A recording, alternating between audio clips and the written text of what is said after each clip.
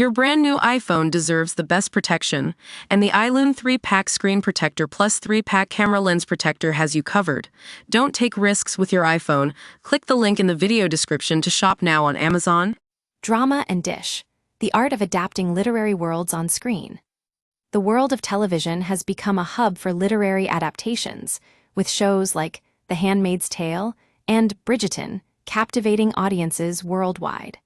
But what happens when adapting a successful novel or film? How do creators refresh the property while staying true to the original work?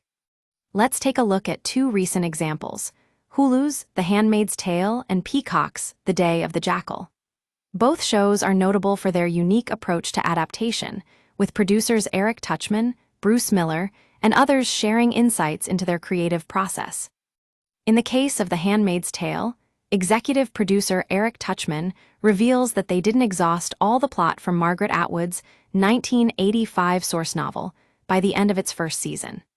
Instead, they used most of the significant set pieces in the pilot episode to lay the groundwork for the series. This approach allowed them to stay true to the tone and spirit of the book while also keeping the story fresh. Now, when it comes to adapting a work that's already been successfully brought to the screen, things get even more complicated. Take Scott Turo's 1986 legal thriller, Presumed Innocent, for instance. The Apple TV Plus series adaptation, created by David E. Kelley, made significant changes to the protagonist and his wife, as well as the climactic plot reveal. By doing so, they were able to update the property for contemporary audiences while still honoring the original work.